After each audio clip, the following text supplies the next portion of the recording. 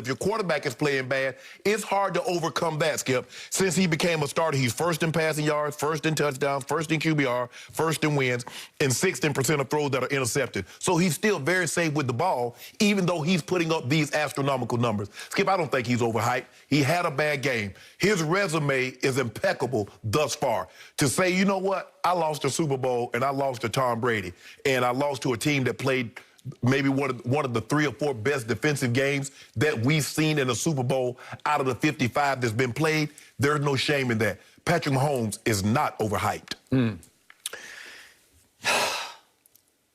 And I'm here to tell you he has been overhyped so far because he has not been able to back up his regular season greatness in his 2 Super Bowl games so far. It's a small body of work.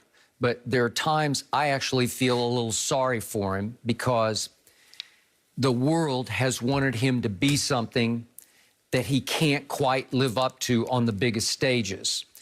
And I do believe this has a lot to do with Tom Brady because there are so many Brady haters. There are so many millions of people in this country, this world, sick and tired of seeing Tom Brady on the biggest stage in the sport, that Patrick Mahomes has been the ultimate breath of fresh air.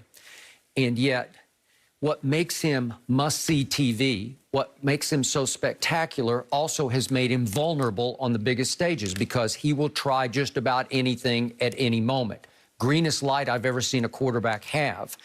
And yet, he's up against the ultimate brilliant textbook quarterback in Tom Brady, who is the master of precision execution, and Mahomes is the complete, utter flip side. Throw the textbook out the window and let it fly quarterback. And because he is so supremely gifted with his arm talent and his just overall athletic ability, that he can often get away with that and live up to being spectacular. But it reminds me a little bit of the Michael Vick experience in Atlanta when, as Michael will tell you when we have him on the show, it became harder and harder for him to live up to the expectations because the expectations don't always win football games at the highest level. The breakaway runs, the open field make you miss from Michael Vick. It was the greatest show on earth. It just was. I miss those days. Those were, you don't talk about must-see for me. And yet he was doing it a little more with his legs than his arm. He had a huge cannon of an arm. Not always deadly accurate, but still just spectacular to watch him air it out 80 yards in the air. And this kid has all that, and underrated as a scrambler. By the game, he gets better and better to me because he's hard to get on the ground. Skip, I would agree with you. Had he had his starting lineup intact, the offensive line is intact, not down without 3 starters, and he played like he played, I said, okay, Skip, maybe you're right. But I still don't think, even though he would have just had a worse game, in this situation, he had a bad game. It would have been exacerbated had he had his 3 starting offensive linemen, and they make him look like this. Skip, but his body of work, who can say they had a body of work like this at the age of 26? Okay. Brady can if you just do the Super Bowls because he had won 2 out of 3 in his first 3 years starting. Right? The first year and the third year. And he was the MVP of both games. One was won with a late drive where his numbers were low. No, the second Super Bowl, what you call him, Deion Branch was the MVP. No, I got it. But he should, this is just me, because he won a shootout with Jake Delhomme. If you look at the numbers, they're big Mahomes-like numbers for the Carolina game, and it was 32-29. Okay, so all I know is small body of work.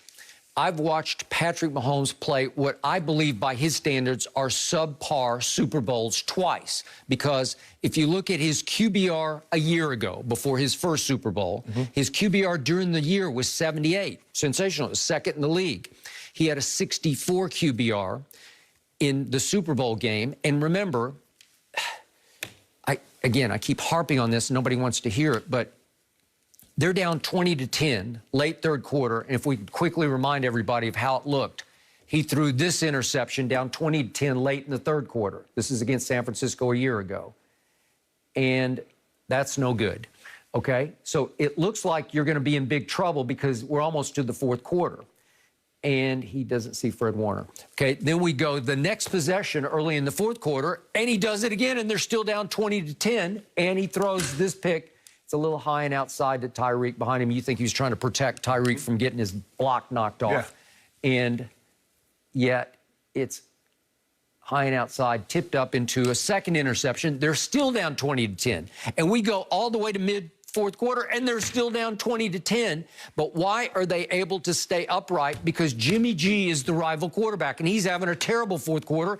He's going 3 of 11 for a grand total of 36 yards with an interception. So you're not playing Tom Brady in the fourth quarter. If you don't mind me asking, Skip, why is it that he threw interception and was behind going into the fourth quarter?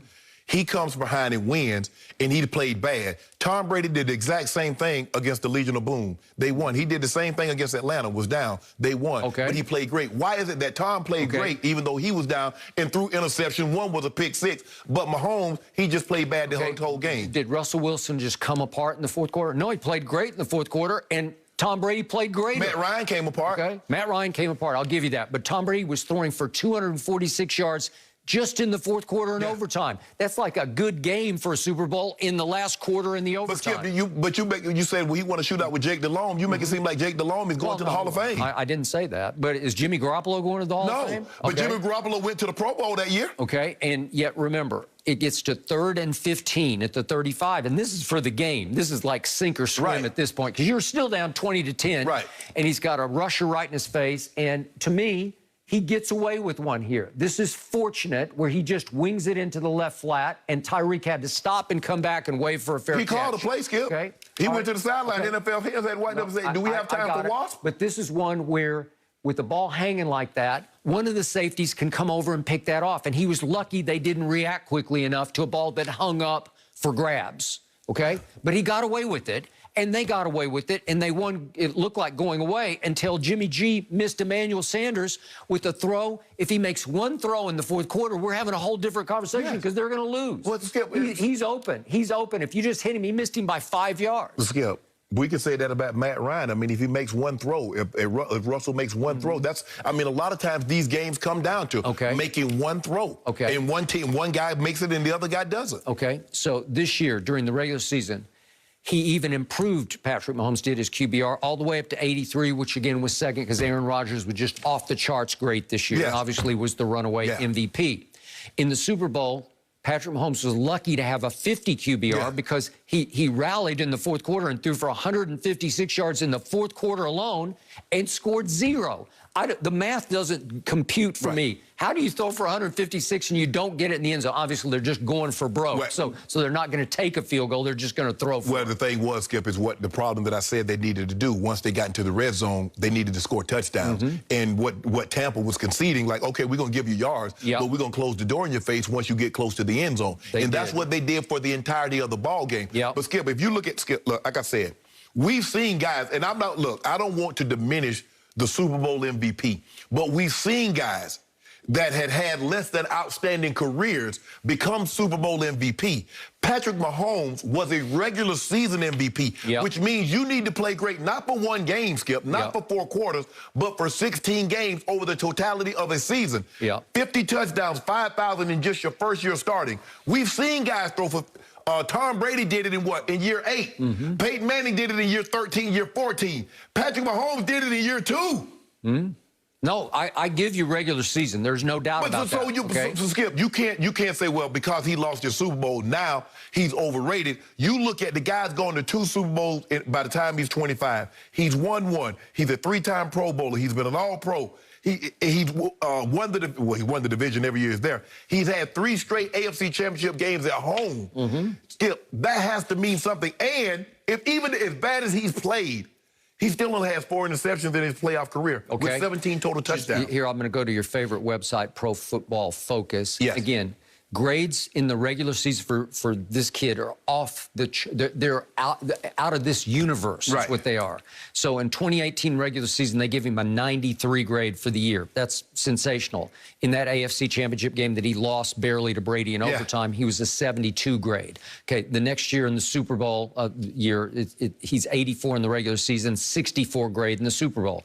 This year, 91 grade in the regular season, 66 in the Super Bowl. So you can see he hasn't lived up. Again, small body of work, but he's not playing regular season great on his big stage game. If you look at him in the AFC Championship game in his first year that they lost in overtime, if however they graded him and gave him a 60 or a 70, I don't know how. Well, remember, he had a bad first half, and then he caught fire. And then he second scored half. 24 points in the fourth quarter. He did. And 3 touchdowns. So, Skip, like I said, look, there have been plenty of quarterbacks that have had more humiliating losses than this. Skip, you remember my quarterback, Elway. Mm-hmm.